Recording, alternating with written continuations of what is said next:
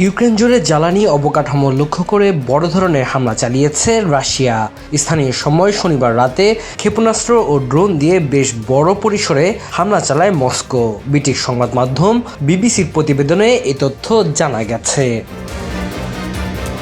ইউক্রেনের president Vladimir জেলেনস্কির দাবি 120টি ক্ষেপণাস্ত্র ও 90টি ড্রোন ছুড়েছে রাশিয়া। টেলিগ্রামে দেওয়া এক পোস্টে তিনি বলেন, ইউক্রেন জুড়ে বড় ধরনের হামলা চালানো হয়েছে। রাশিয়া প্রায় 120টি মিসাইল ও 90টি ড্রোন ছুড়েছে। জ্বালানি অবকাঠামো লক্ষ্য করে হামলা চালাচ্ছে মস্কো।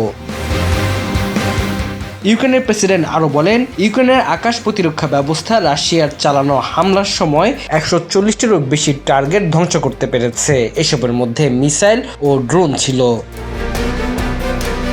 ইউক্রেনের সর্ববৃহৎ বেসরকারি জ্বালানি কোম্পানি বলছে, হামলায় তাদের থার্মাল এনার্জি প্ল্যান্টের বেশ বড় ধরনের ক্ষতি হয়েছে। রাশিয়া হামলার পর 3টি অঞ্চলে জরুরি বিদ্যুৎহীন অবস্থা ঘোষণা করা হয়েছে। ইউক্রেনের রাষ্ট্রীয় জরুরি পরিষেবা সংস্থা বলছে, রাশিয়ার ড্রোন হামলায় মাইকোলেভ শহরে 2 নারী নিহত হয়েছেন। আহত হয়েছেন অন্তত 6 জন। শহরটির আবাসিক ভবন, যানবাহন, শপিং সেন্টার সহ অন্যান্য অবকাঠামো ক্ষতিগ্রস্ত হয়েছে বলে জানান মাইকোলেভ অঞ্চলের গভর্নর ভিটালি কিম। রুশ বাহিনী ক্ষেপণাস্ত্র ও ড্রোন ছোড়ার পর ইউক্রেন জুড়ে সাইরেন বেজে ওঠে।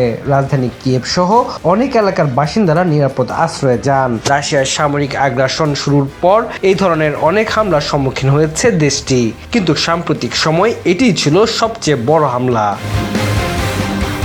এদিকে পশ্চিম ইউক্রেনে ক্ষেপণাস্ত্র ও ড্রোন হামলার সময় রাশিয়ার একটি ক্ষেপণাস্ত্র পোল্যান্ডের ভূখণ্ডে প্রবেশ করে। এর জেরে পোল্যান্ড তাদের আকাশ সীমানায় যুদ্ধবিমান মোতায়েন করে। Tanzil Hasnat, MCTV, US।